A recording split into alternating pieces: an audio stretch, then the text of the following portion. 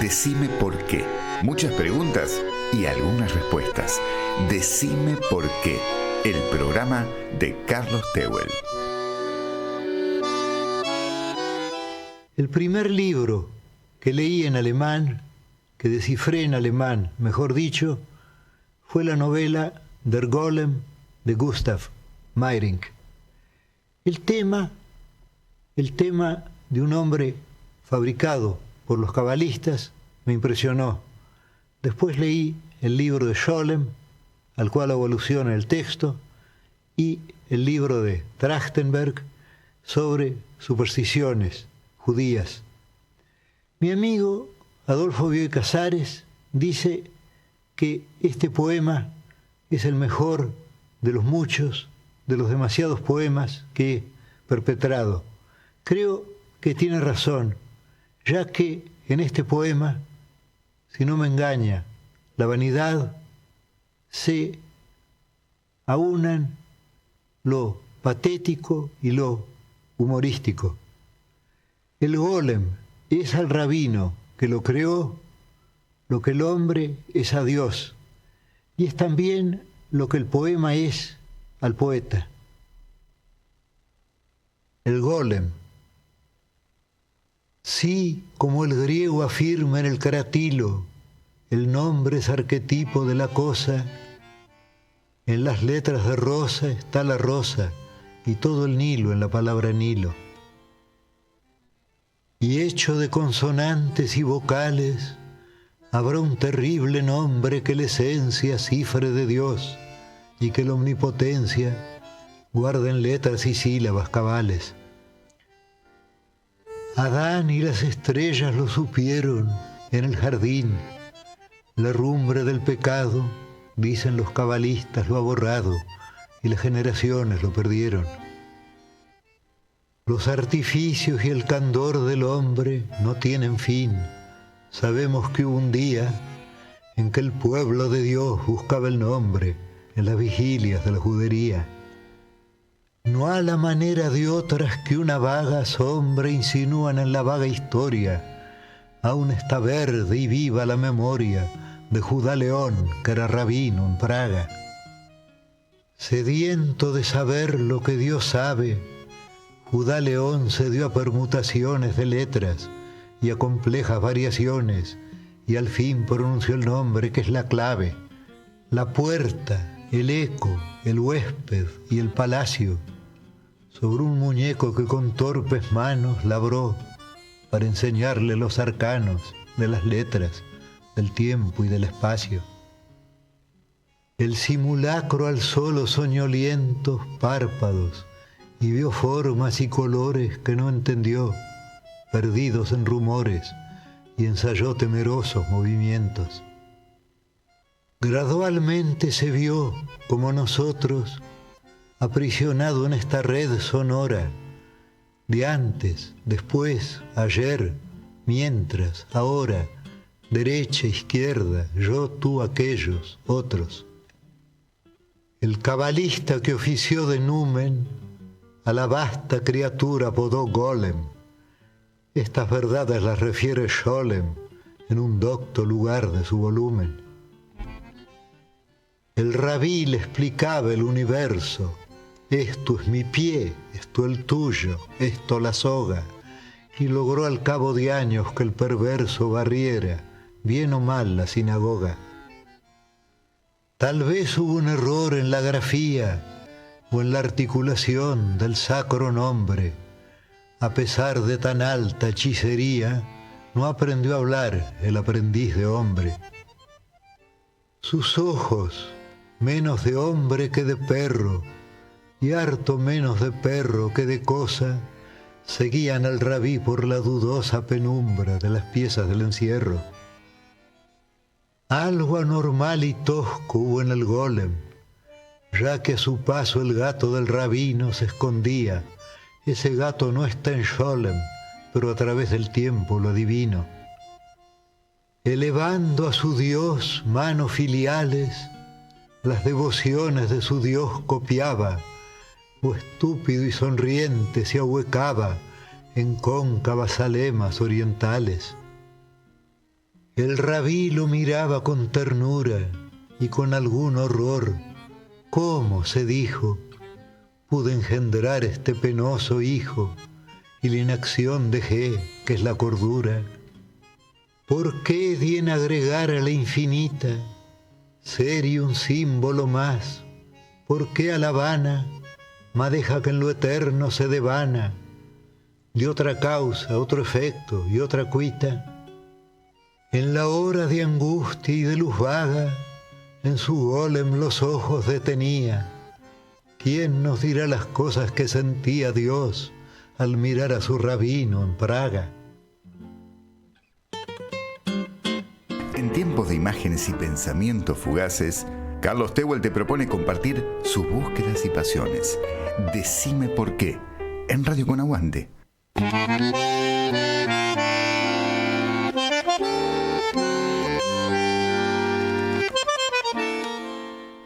Qué apertura escuchar al maestro Borges sobre el golem en su propia voz. Y de esto hablaremos hoy en el programa número 22 con Juan Eduardo Tessone, que ya está en el estudio mayor de Radio Con Aguante. Soy Carlos Tehuel y les doy la bienvenida a Decime por qué.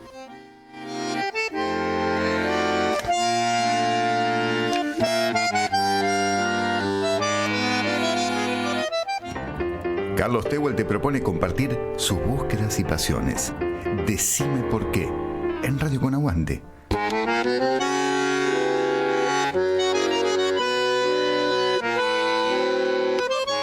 Hola, buenas tardes. Programa número 22 en la segunda temporada, Decime por qué.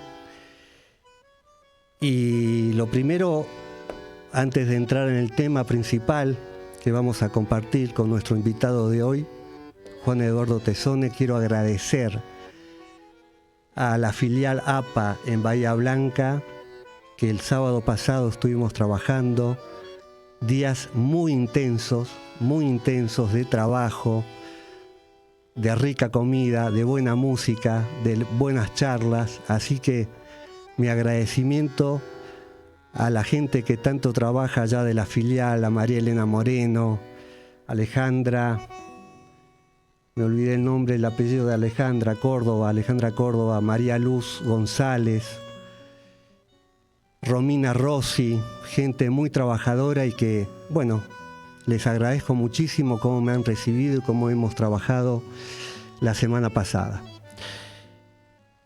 Hoy estamos con Juan Eduardo, que desde ya le agradezco la invitación que esté acá con nosotros para hablar, como dijo recién Borges, de letras, consonantes, vocales. En la palabra rosa, dice, están todas las rosas. En la palabra Nilo está todo el Nilo. Nominaciones. Así que, Juan Eduardo, te doy la bienvenida al programa. Y bueno, ya te voy a presentar. El currículum de Juan Eduardo es muy largo, así que voy a leer algo de todo lo que hizo Juan a lo largo de su carrera. Nació en Buenos Aires, se graduó de médico en la UBA, diploma de honor. Residente en psicopatología infanto-juvenil en el Hospital de Niños Ricardo Gutiérrez y de psiquiatría de adultos en el Hospital Italiano de Buenos Aires. ¿2 residencias entonces hiciste? No, fue una parte de la residencia, la hice en el Niños y una parte en italiano, para completar, la residencia. Ok. En 1976 obtiene una beca de perfeccionamiento del Ministerio de Relaciones Exteriores de Francia para especializarse en el Centro Binet de París, ciudad donde reside 22 años, hasta el año 1998 que regresa a la Argentina. Allí en París fue médico residente en psiquiatría del Hospital de la Salpêtrière, el famoso Hospital de la Salpêtrière. Allí donde Freud estuvo estudiando con Charcot. Y médico attaché. ¿Qué significa attaché? Como del staff, médico del staff. Médico attaché de los hospitales de asistencia pública de París desde el 78 al 88, 10 años, conjuntamente con su actividad privada de psicoanalista. Dirigió durante 11 años un centro de psicoterapias ambulatorias en París. Por su iniciativa se dio a dicho centro el nombre de Enrique Pillon-Rivière. Realizó su formación psicoanalítica en la Sociedad Psicoanalítica de París, de la cual es miembro titular, y en la Escuela Freudiana de París. En fin, ya ven ustedes, impresionante todo lo... Bueno, cuando regresa a la Argentina, profesor emérito en la USAL, Universidad del Salvador, miembro titular de la Asociación Psicoanalítica Argentina, FEPAL, IPA, y tiene tiempo para ser escritor todavía. No sé cómo hace Juan Eduardo, pero lo hace, escribe, atiende, estudia, es profesor. Así que, Juan Eduardo, muy bienvenido. Y antes de entrar en el tema propiamente, contanos un poco cómo fue esto de... aparte me acordé que sos cónsul. Lo fui. ¿Lo fuiste? Sí, sí. 17 años. Cónsul de Francia en Mar del Plata. En Mar del Plata, porque Juan Eduardo reside entre Mar del Plata y Buenos Aires. Entonces, como te decía, antes de entrar en el tema de los nombres propios, ¿cómo fue? Porque te recibiste residente acá en Buenos Aires, te fuiste a París, viviste en París, volviste a la Argentina, todo ese movimiento que hiciste, ¿cómo fue? Contanos un poco. Bueno, en primer lugar, Carlos, te quiero agradecer la invitación. Es siempre un placer dialogar con vos. Nos conocemos de hace muchos años. Y es lindo estar en este momento aquí con vos. Difícil tomar la palabra después de escuchar al maestro Borges. Es un poco intimidante. No, pero para al mismo nada. tiempo estimulante. Exacto. ¿Cómo llegué a interesarme de este tema? Ya, justamente desde la residencia en el Hospital de Niños Ricardo Gutiérrez de Buenos Aires, donde recibíamos, como bien sabemos, ¿no?, que el niño no existe solo, sino que con su familia. Teníamos entrevistas con los niños y con sus padres, y de a poco fuimos percibiendo la importancia que tenía la elección del nombre, o sea, por qué los padres le habían dado ese nombre a ese niño. A veces era uno, a veces eran varios. Y empezamos a preguntar, y formó parte un poco de la anamnesis, que es el nombre que nosotros le damos al interrogatorio, de por qué habían elegido ese nombre. Y a partir de ahí, cada vez que he tenido, digamos, el trabajo con niños y adolescentes, tanto en Argentina como en Francia, una de mis preguntas era si sabían, si era el caso de los padres les preguntaba directamente, si era el caso de los niños les preguntaba si sabían. A veces saben, a veces no, pero siempre es un elemento que yo tengo en cuenta para comprender la dinámica familiar. Bueno, enseguida entonces entramos ya de lleno en el tema de los nombres propios. Y quería preguntarte cómo fue la decisión de volver a Argentina, porque no es común que la gente que viaja y se radica afuera vuelva. No sé cómo fue tu decisión, si una cuestión personal Sí, digamos, familiar. Tenía que ver más que todo con mi dinámica familiar, pero yo te diría que uno nunca vuelve a ningún lado. O sea, uno siempre va a otro lado. Profesionalmente me fue muy bien en Francia, como director del centro, en mi práctica privada, pero desde el punto de vista familiar me di cuenta que mis hijos necesitaban tener un entorno familiar, tener tíos, tener primos. Y bueno, eso me impulsó de alguna manera a regresar al país, y la verdad que puedo estar por momentos arrepentidos por, te diría, la forma de trabajo mucho más organizada que en Francia, pero muy contenta en un plano afectivo de haber tomado dicha decisión, ¿no?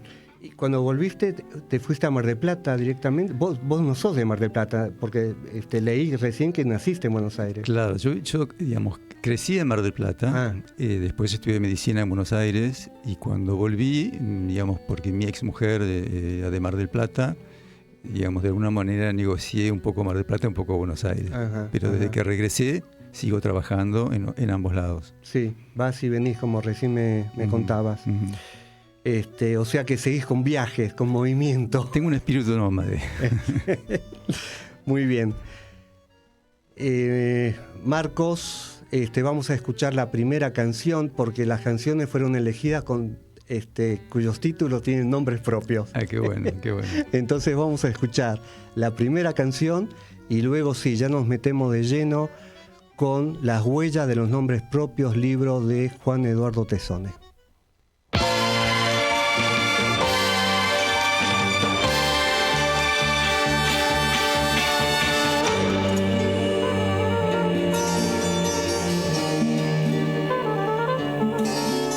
Penélope, con su bolso de piel marrón y sus zapatos de tacón y su vestido de domingo.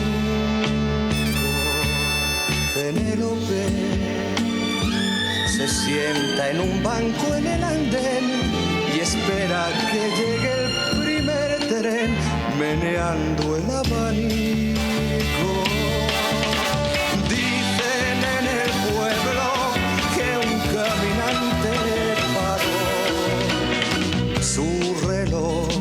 Una tarde de primavera. Adiós, amor mío, no me llores, volveré antes que de los sauces caigan las hojas. Piensa en mí, volveré por ti. Pobre infeliz, se paró tu reloj infantil, una tarde plomiza de abril, cuando se fue tu amante. Se marchitó en tu huerto hasta la última flor, no hay un sauce en la calle mayor para Penélope.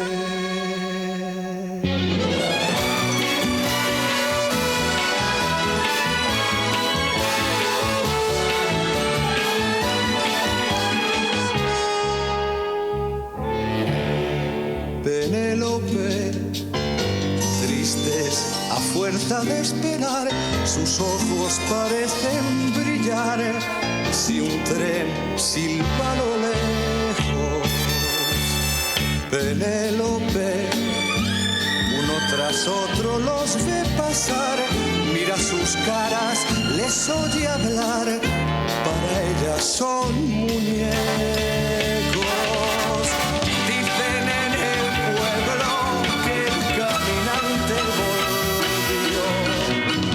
Encontró en su banco de pino verde. La llamó Penélope, mi amante fiel, mi paz. Deja ya de tejer sueños en tu mente. Mírame, soy tu amor, regrese. Le sonrió los ojos llenitos de ayer, no era así su cara ni su piel, tú no eres quien yo espero.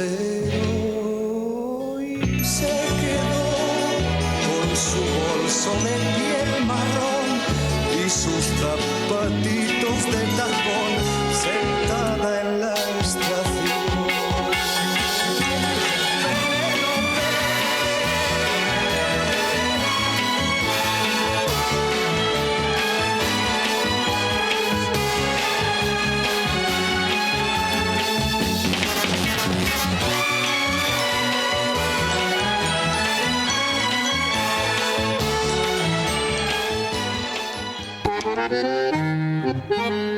Entrevista en Decime por qué, el programa de Carlos Tehuel.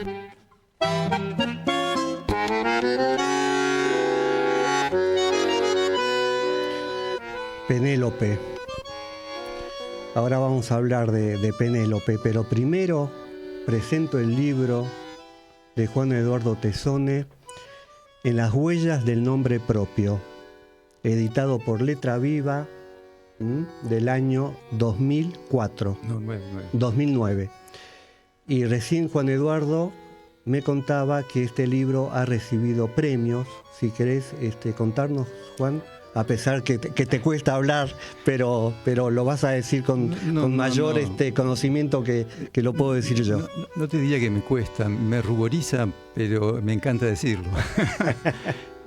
Sí, tuvo un premio de la Secretaría de Cultura de la Nación Argentina en el año 11 o 12, y después en el año 19 de la Asociación Internacional de Psicoanálisis, que lo premió en Londres como el mejor libro, digamos, que había presentado a dicho concurso. Sí, y también me decía que ya fue traducido a otros idiomas. Sí, fue traducido al francés, al inglés, al turco, y hay también una edición española impresa en España. Mira, ¿y el turco por qué? Qué interesante.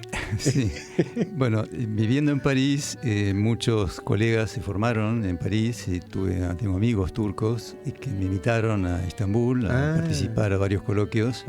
Y les propuse, si eventualmente les interesaba, de traducirlo al turco, y bueno, así lo hicieron. Mirá.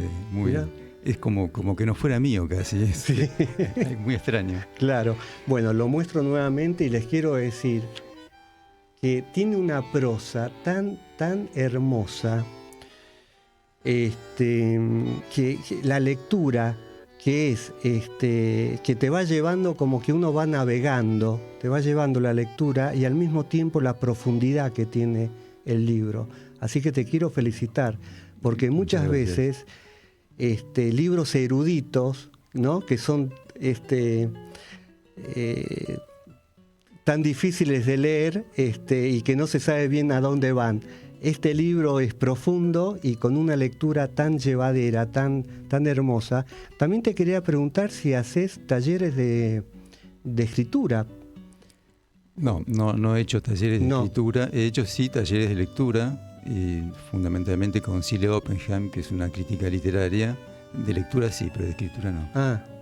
Bueno, tenés ese don casi natural, muy lindo. Hemos escuchado Penélope y ya al ponerle Penélope a una hija, por ejemplo, ya se supone que va a esperar algo. No sé si tiene algo que ver con esta investigación que estuviste haciendo, pero el primer capítulo, Juan Eduardo, lo llamás ¿Por qué nombrar? Entonces te pregunto, ¿por qué nombrar? Bueno, porque no es concebible un ser humano que no tenga un nombre. O sea, el nombre lo individualiza y hace de ese ser humano un ser único. Es más, está inscripto en la Carta de los Derechos Humanos del Niño de tener un nombre. Y en ese sentido, yo diría, que es un poco retomando lo que digo en el libro, es que el nombre que eligen los padres es la primera inscripción simbólica del niño. O sea, aún antes de nacer, ya ese niño empieza a tener una existencia a través de la interpelación de su nombre. Es más, por ejemplo, en algunas culturas, como la cultura de los esquimales, que el ser recién nacido tiene varias condiciones para considerárselo que está vivo, y una de esas condiciones es que tenga un nombre. Sí. Si no tiene nombre, es como que no está vivo. Sí, después vamos a entrar porque desarrollás muy bien qué pasa con los nombres y la nominación en varias culturas. Entonces eso lo dejamos para después. Bien. Y ahora empecemos en Occidente. ¿Cuál es la historia en Occidente del tema de la nominación de los nombres? Un segundo, antes que me contestes, me olvidé de decir que pueden llamar o pueden dejar mensajes para preguntarle a Juan Eduardo sobre el tema que estamos charlando. 156-458-2105. Repito, 156-458-2105. Si quieren dejar algún mensaje, algún saludo. Y entonces te preguntaba, Juan, la historia en Occidente del tema de la nominación, de los nombres.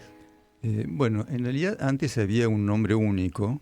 Desde la Biblia, para situarlo, digamos, un poco en la historia, los nombres eran inéditos, o sea, no había un mismo nombre, sino que los nombres se iban creando.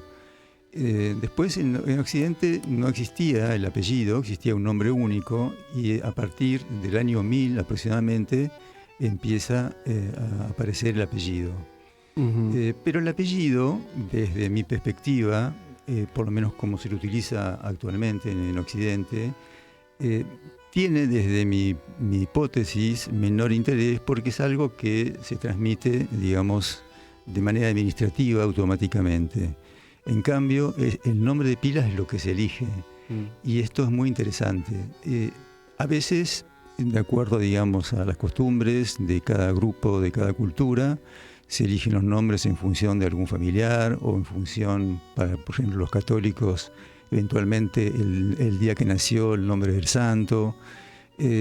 Pero más allá de esta elección que puede parecer un poco automática, siempre hay, de mi modo de ver, una valoración a veces consciente, a veces inconsciente, del valor que se le da al nombre. O sea, yo no me refiero a los nombres desde el punto de vista del significado de los nombres. Por ejemplo, si uno va a una librería, puede conseguir diccionario de nombres y qué significa cada nombre. Sí. Yo no me refiero a eso. Yo me refiero a lo que significa para los padres que le dieron vida a ese niño elegir ese nombre. Ujú. Y qué implica como una especie, digamos, de arquitectura inicial, de andamiaje inicial en la subjetividad, en la identidad de ese niño. Ujú. Sí.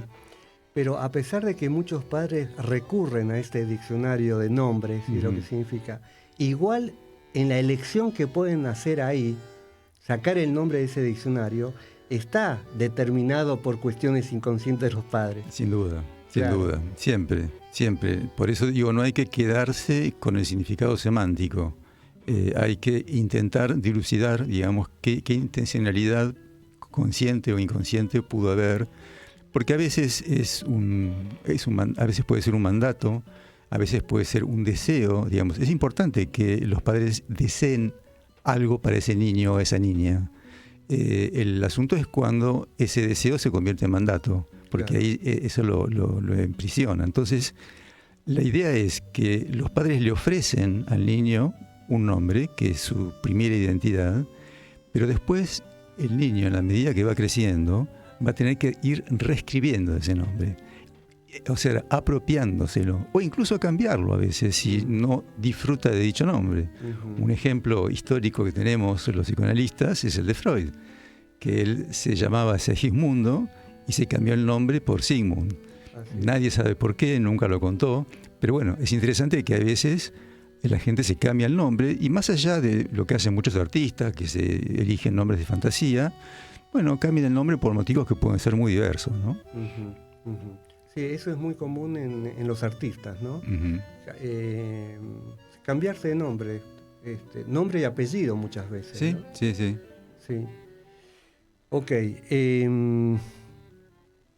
Entonces, me estoy acordando que antes de la existencia de las ecografías, donde los padres sabían el sexo mediante la ecografía, antes de esa época, por ejemplo, muchos padres que tenían ganas de tener, no sé, un varón, ya tenían elegido el nombre y de pronto nace la nena que salen a buscar corriendo el nombre para la nena, lo cual quiere decir que esa nena no estaba en los planes. Sí, pero digo, es cierto que ahora se puede saber incluso genéticamente con certeza el sexo, pero no todos los padres desean saberlo.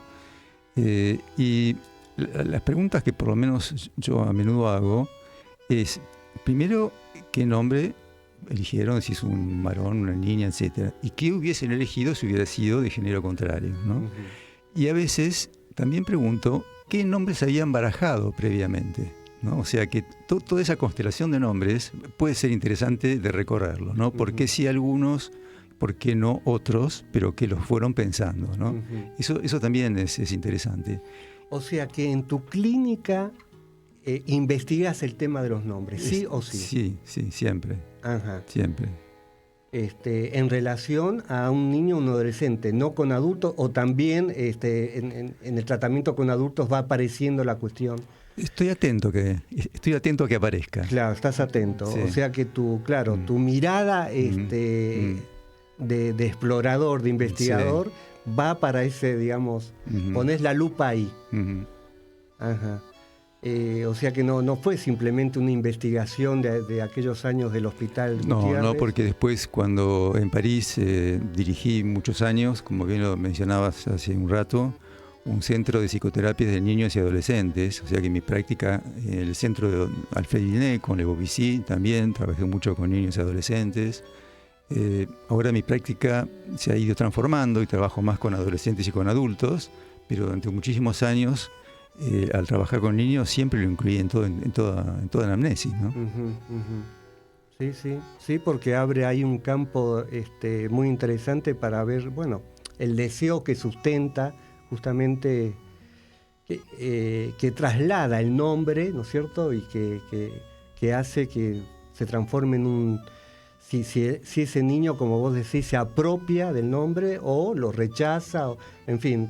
Sí, ahí justamente en el libro, en el último capítulo, que son casos clínicos, hablo de un niño que en Francia era de origen griego, era el padre, la madre de origen de Portugal, y al niño la mamá quería como insertarlo en la sociedad francesa sí o sí, y lo llamaba Cristián. Y el padre, que era de origen griego, lo llamaba Christos. Y bueno, todo lo que se había anudado alrededor de esa complejidad, digamos, ¿no? Respecto a los padres, de cómo interpelaban a su hijo, bueno, fue muy interesante. Sería un poquito largo contar el caso clínico, pero aquellos que se interesan, les propongo que lean el recorrido de cómo Cristián finalmente eligió llamarse Christos, ¿no? Ok. Bueno, hacemos un pequeño corte y seguimos charlando de este tema tan interesante con Juan Eduardo Tessone. Comienzo de espacio publicitario. La buena lectura ilumina. La cura de la angustia en la cosmovisión andina. El susto y el mal del espanto. Del pensamiento salvaje al psicoanálisis. Por Diana Braceras. No es magia, es sabiduría ancestral y popular que pone en acto el poder reparador del espíritu comunitario de la vida. Ediciones SICUS, libros para leer, sentir, pensar y actuar situados. sicus.org.ar. ¿Escuchaste algo interesante en la radio y lo querés guardar? Entrá a radiocut.fm. Escuchalo, recortalo, compartilo. radiocut.fm. Una manera diferente de escuchar radio. Fin de espacio publicitario. Estás escuchando Decime por qué. La curiosidad hecha radio.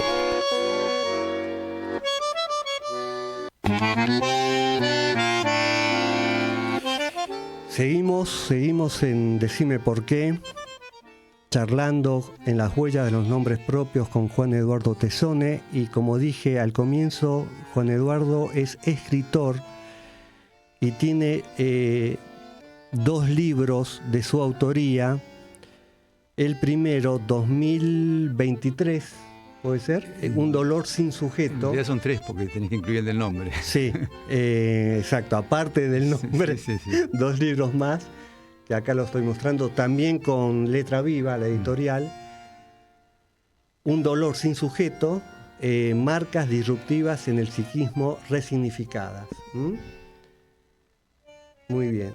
Y el último libro de este año que apareció, 2025, que lo va a presentar próximamente, en unos días más. El 16 de octubre. 16 de octubre, en la Asociación Psicoanalítica Argentina, Multilingüismo en la Clínica Psicoanalítica y en la Escritura. Que por ahí, si tenemos un poquito de tiempo, lo podés ya anticipar también en la presentación. Bien, cómo no.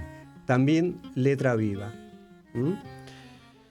Ok, entonces seguimos charlando en las huellas de los nombres, del nombre propio, y entonces desarrollás en el libro también la historia de otras culturas, de China, de la India, lo que dijiste de la cultura esquimales. Esquimal. Entonces, si querés, nos podés hablar de qué pasa con los nombres propios en las otras culturas. Bueno, en todas las culturas tiene un gran valor, digamos, la elección del nombre propio. Y esto obviamente varía en función de las culturas.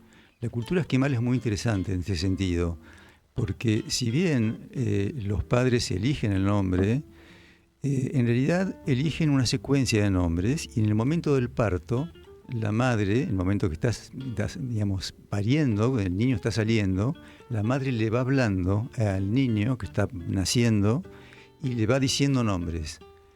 Y de acuerdo a cómo la madre interpreta que el niño reacciona, elige ese nombre. Mira. Como si sea una especie de diálogo entre la madre y el niño. Ajá, pero súper interesante. Sí, muy interesante. Y otra cosa muy interesante es que el ser humano tiene 3 principios de vida y uno de los principios de vida es tener un nombre.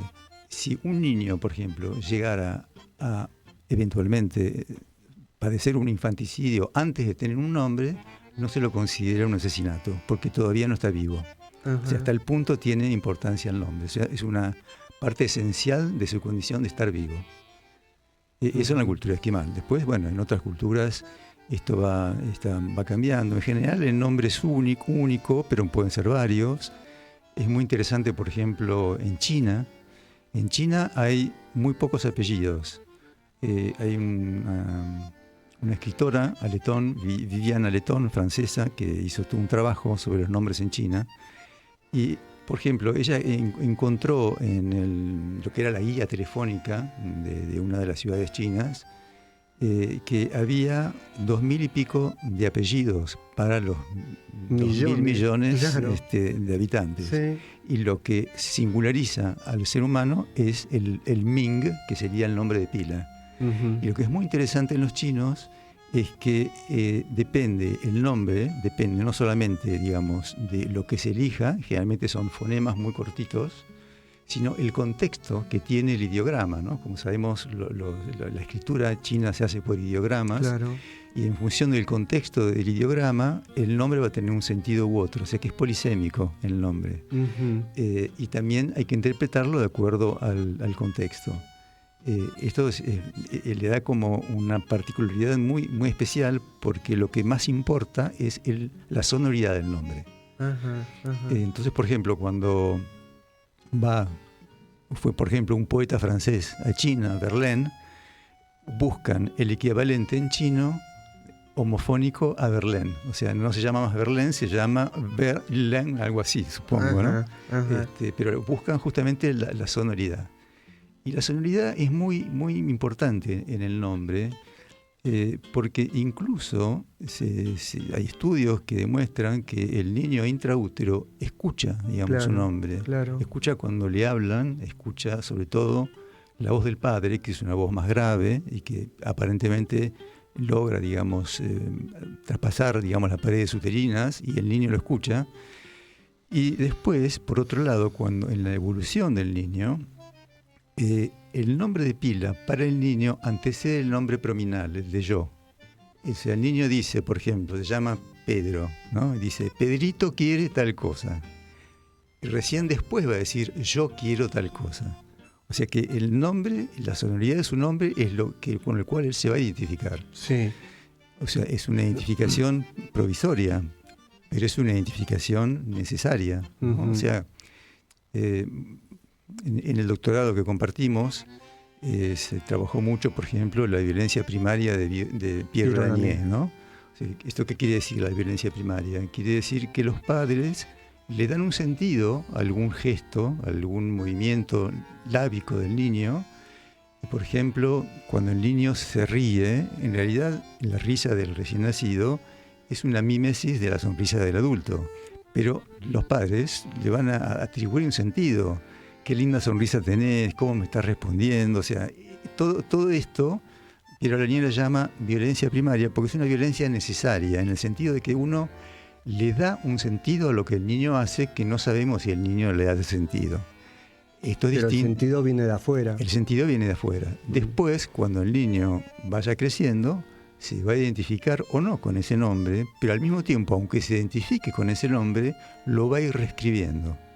Y como dice Roland Barthes, dice, lo va a ir reescribiendo hasta el final de su vida. Es una escritura permanente, inacabada de algún modo, ¿no? Bueno, lo de China, bueno, como son los chinos, siempre nos dan tanta sorpresa. Bueno, y también en otros capítulos hablas de la India, por ejemplo. ¿Te acordás algo de...? No lo tengo tan presente ahora. Lo que sí recuerdo de ese capítulo es el nombre secreto, ¿no? Y esto también es común no solamente a la India, sino a otras culturas, donde hay lo que se llama el nombre de relación. Es el nombre con el cual uno circula por la vida, digamos, ¿no? ¿Cómo te llaman? Sí. Y hay un nombre secreto que solamente tus más íntimos, los seres afectivos más próximos, lo conocen. Porque se consideran que si alguien que no le quiere hacer el bien a dicho niño sabe su nombre, puede de alguna manera asirse de su cuerpo. Es como que teniendo el nombre tuviese su identidad.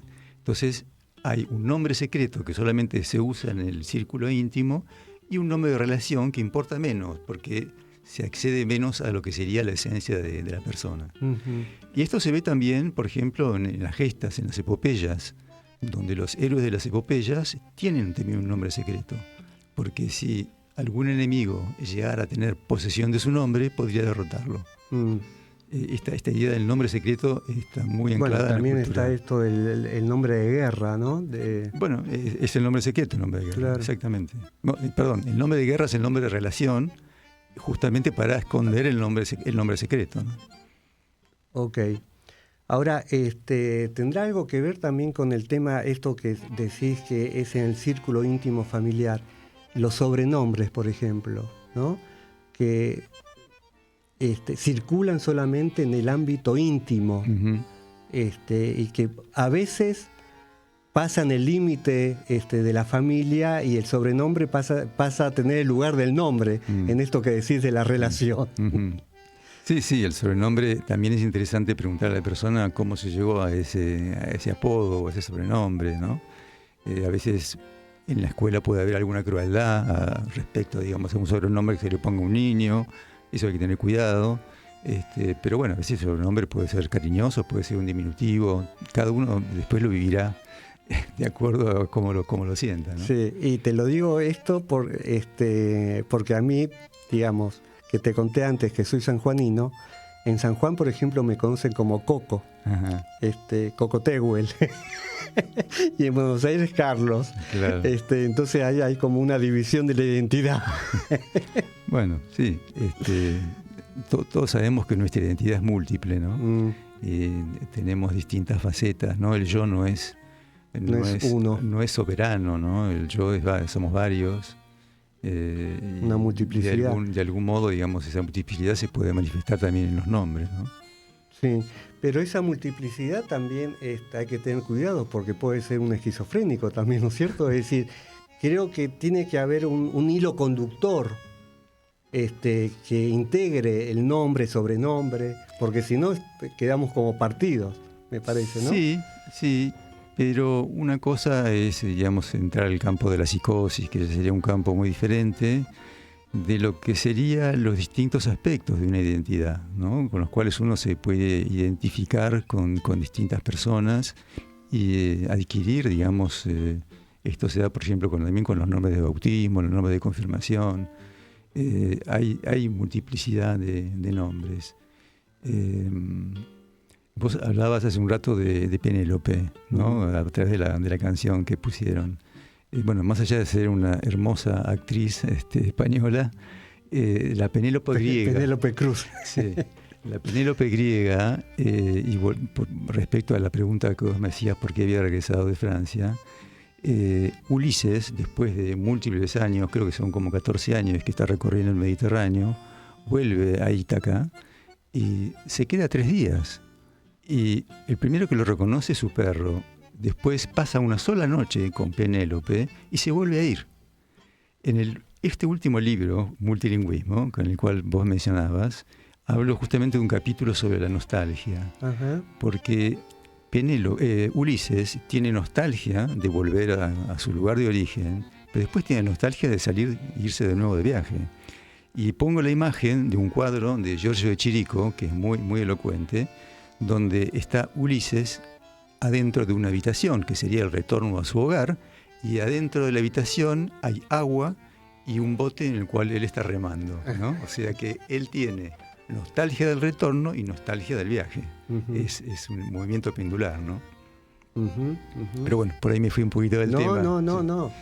Porque ahora después del corte también vamos a meternos y que nos cuentes también en esta nueva presentación que vas a hacer del multilingüismo en la clínica psicoanalítica y en la escritura, porque fíjate que te lo va a presentar justamente una psicoanalista que viaja mucho a China. Exacto. ¿Mm? Y que para ver qué cuenta ella justamente de lo que significa, bueno, tantas cosas extrañas a Occidente, y que ella tiene que analizar, bueno, con su cultura, con su contexto, y me parece que tiene que ver con esto de los nombres, lo que nos estás contando. Claro, porque está en juego el afecto en última instancia, ¿no? Por ejemplo, a mí acá mis amigos en general me llaman Juan. En Francia me decían Juan. No es lo mismo, no te reenvía a la misma vivencia afectiva, de algún modo, ¿no? La sonoridad, sí. Por supuesto. Ok.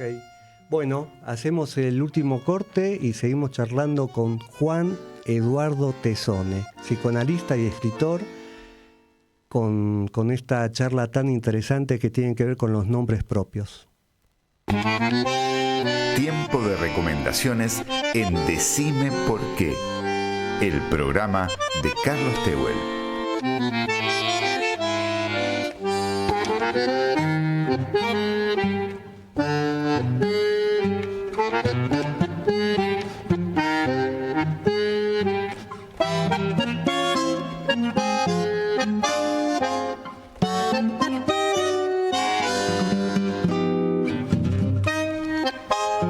Bueno, sí. Me estabas mostrando una figura, ¿me querés mostrar? Sí, ¿estamos al aire? Sí, ya estamos en el aire. Sí, no sé si lo voy a encontrar así tan rápido. A ver, acá está bien. Es el cuadro de Giorgio de Chirico que te mencionaba recién. Espera que lo voy a mostrar. Está entonces. Ulises en su dormitorio, en su casa, digamos, de origen, en Ítaca, y al interior de ese dormitorio, no sé si se nota muy bien, hay agua y Ulises remando. Sí, se nota perfecto. O sea que Ulises tiene nostalgia tanto del retorno a su hogar como del retorno a seguir su viaje. Claro. Es un movimiento pendular. Claro, tal cual. De salir y volver, y volver, ¿no? Así es.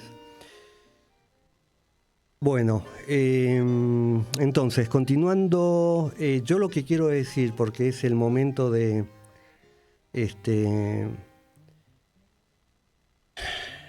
mostrar y de poder decir por qué es interesante y que la gente pueda, a pesar de que está agotado el libro, lamentablemente Letra Viva tendría que sacar ya una nueva edición, Juan, tenés que ahí ponerte firme, porque es un libro realmente que la gente lo tiene que leer, no solamente los colegas, sino el público en general. Sí, tiene un lenguaje bastante accesible. Sí. Lenguaje accesible y, como dije al comienzo, profundo, articulado, bien, es sustancioso y repito, la prosa hermosa. Hermosa la prosa, que da ganas de uno se mete en el libro y no para de leer, y lo quiere terminar.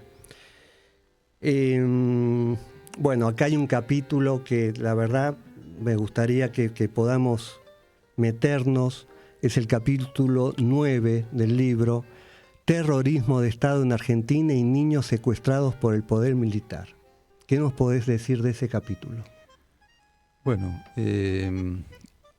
como todos sabemos, fue un momento histórico de la Argentina terrible, donde hubo muchas personas desaparecidas en cautiverio y algunas mujeres dieron a luz estando en cautiverio. Y bueno, es una lucha que vienen llevando las abuelas de Plaza de Mayo desde hace muchos años, de recuperar los nietos desaparecidos o de algún modo secuestrados, ¿no?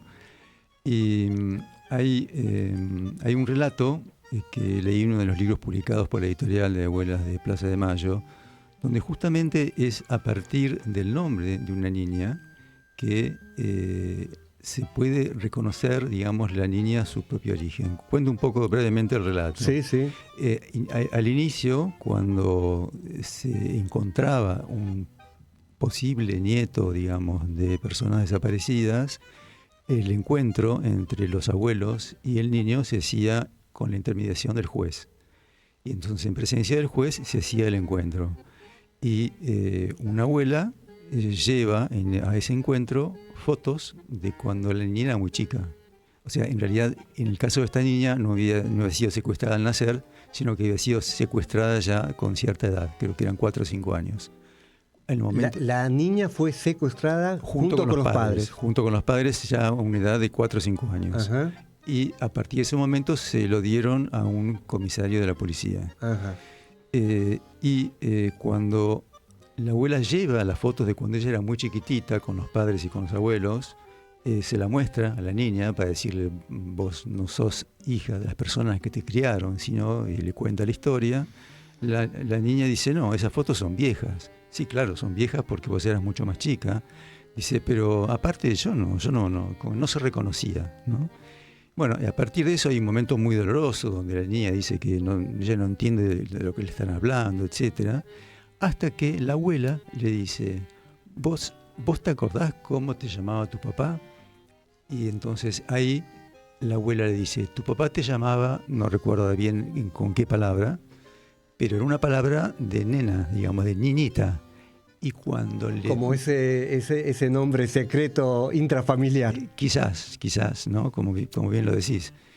Y cuando le menciona la manera como su padre familiarmente lo llamaba, ella se pone a llorar. Uh-huh. Se pone a llorar y ahí se reconoce como hija de ese hombre que está en la foto, ¿no? Uh-huh. O sea, como el nombre es muy importante. Y la restitución de los nombres también, ¿no? Es un tema... Pero ahí está el nombre y está la sonoridad también, ¿no es cierto? Sí, claro. Lo que nosotros llamamos el espejo sonoro, sí, es anterior al espejo visual.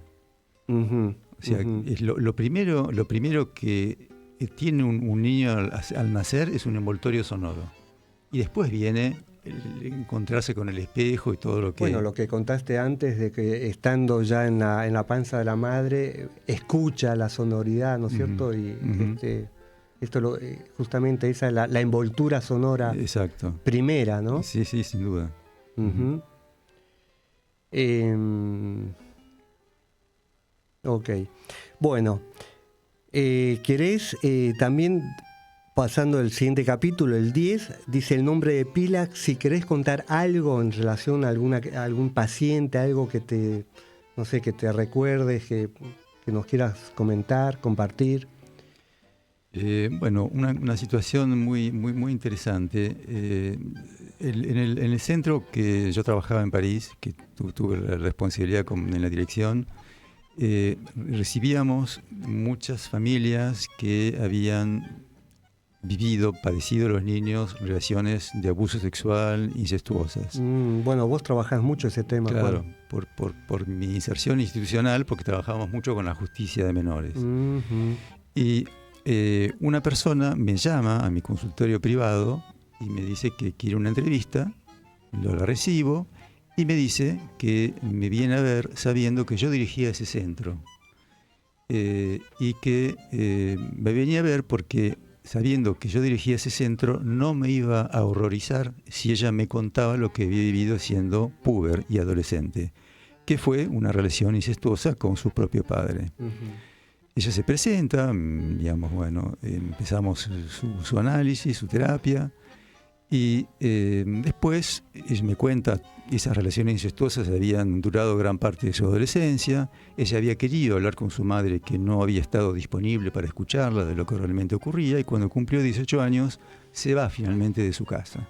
Ujú. Mantiene, sin embargo, vínculo con sus padres terminan por separarse, el padre arma una nueva pareja y tiene una hija con la nueva pareja. Sí. Ella va a visitar al padre y a la nueva pareja y a su media hermana y constata que el padre muchas veces, cuando llama a su media hermana, la llama con el nombre de ella. Ujú. Yo lo pongo en el libro como Dominique. Es un nombre de fantasía que yo le pongo, ¿no? No Sí. pongo su verdadero nombre. Dominique es el caso de Dolto. También. El chico psicótico. Mira, no, acá no era claro, el psicótico. caso de Dominique. Sí. Dominique lo puse porque es un nombre bisexuado en Francia. Ajá. Y hay nombres que pueden ser utilizados tanto para una mujer como para un hombre. En el caso de Dominique, por ejemplo. Dominique Ajá. es lo mismo, pero un nombre para una mujer.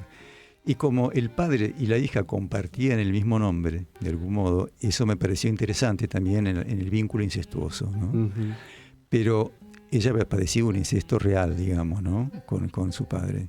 Entonces, volviendo a la visita, digamos, a su padre ya, digamos, casado nuevamente y con otra hija, percibió que la llamaba con su mismo nombre, el nombre de ella, y ella se angustiaba muchísimo. Entonces ahí yo intervengo y le digo, bueno, quizás porque teniendo su nombre es como si tuviera su cuerpo. Ujú. Y ella se queda muda y me dice, ahora entiendo. Y ya, yo no dije nada, pero internamente digo, ¿qué? ¿Qué entendió, no? ¿Qué entendió? Y al rato me dice, ahora entiendo por qué le di un nombre falso. O sea, hacía casi un año que estábamos en terapia. Mirá. Y me había dado un nombre de pila y un apellido falsos, ¡Epa! como un modo de mantener una distancia. Sí. O sea, yo tenía la ventaja, entre comillas, que era un médico extranjero, o sea, estaba más en la exogamia, digamos, ¿no? Sí. Pero era médico. Y ella seguramente, en la transferencia, temía que pudiese haber algo, digamos, de incestuoso. Entonces cambió su nombre como una manera de que el terapeuta no pudiera decir su cuerpo. Ujú. Y recién, después de casi un año de terapia, me da a saber su verdadero nombre de pila y mucho tiempo después su apellido. Ajá, ajá. Digo esto como el nombre equivale a la persona, de algún modo, ¿no? Como su manera de protegerse, de algún modo, de sus temores de incesto, era a veces a través de un cambio de nombre. Ujú. Pero me haces pensar con esto que dijiste antes sobre el secreto, porque ella se quedó con el secreto incestuoso en relación al padre y que no lo podía decir de entrada. No sé, lo pensé así. O sea, ella era paradójico, porque ella Claro. habló del incesto, de lo real del incesto, pero de algún modo, protegiendo su nombre, protegía al padre también. Es exactamente, Claro. tal cual, Claro. tal cual. Claro, bueno, eso es muy común, ¿no? Claro. En las niñas que han padecido incesto, es la ambivalencia entre execrar al padre y protegerlo, ¿no? Exactamente, Mm. tal cual, hay una protección. Esto, mira, justamente me ocurrió esta semana, supervisando un material clínico de una chica que mantuvo, ella se desnudaba frente al hermano para que el hermano se masturbe, Ujú. desde los 11 años hasta los 20. Entonces, y no lo puedo denunciar al hermano. Es decir, que hay algo de protección también en esta relación tan perversa, tan incestuosa, ¿no? Ujú. Pero hay un vínculo de protección también. Sí, hasta cierto momento, ¿no? Y después muchas veces cambia eso, ¿no?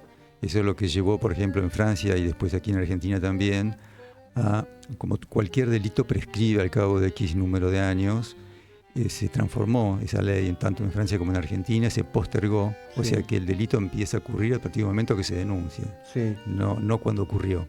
Porque generalmente cuando la persona toma conciencia de la gravedad de lo que tuvo que vivir, ya es grande. exacto. Entonces ya el delito, de acuerdo a las leyes anteriores, hubiera prescrito. Sí, Ahora se postergó justamente eso. sí. No sé cómo lo pensás vos, pero por ejemplo en esta chica era un hermano mayor solamente de 1 año y medio. Ujú. O sea, habría que pensar si no es lo mismo que incesto No. con el padre. No es lo mismo. Siempre es más grave con la generación que precede, ¿no? Exactamente, Mm. exactamente. Bueno, ya estamos casi finalizando, Juan. Exquisito esta charla, la verdad, cuánto te agradezco. Muy grata. Y antes de terminar, entonces, Marcos, escuchamos otra canción con nombre propio. A ver qué te parece esta.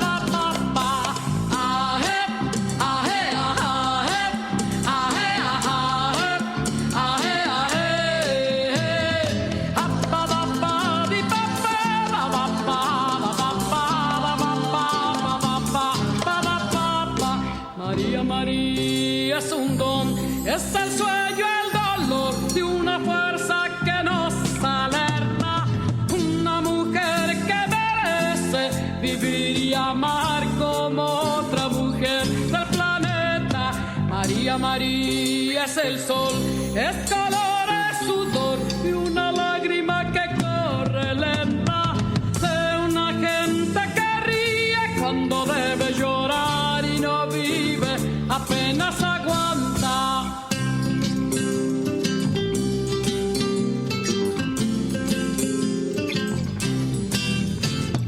Pero hace falta la fuerza, hace falta la raza, hacen falta las ganas siempre dentro del cuerpo y las marcas. María, María confunde dolor y alegría, pero hace falta la maña, hace falta la gracia, hacen falta los sueños siempre dentro la piel y esas marcas posee la extraña manía de creer en la vida. Aje, aje, aje, aje, aje, aje, aje. Una mujer que merece vivir y amar como otra mujer del planeta. Aje, aje, aje, aje, aje, aje.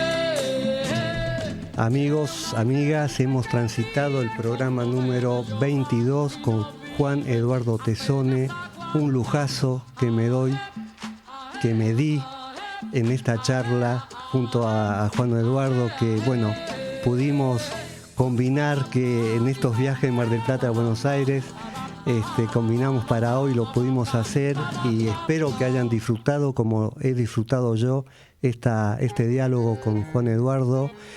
Y bueno, me despido hasta el próximo sábado. El próximo sábado tenemos un programa especial, como ya lo tuvimos con Sarita Arbícer.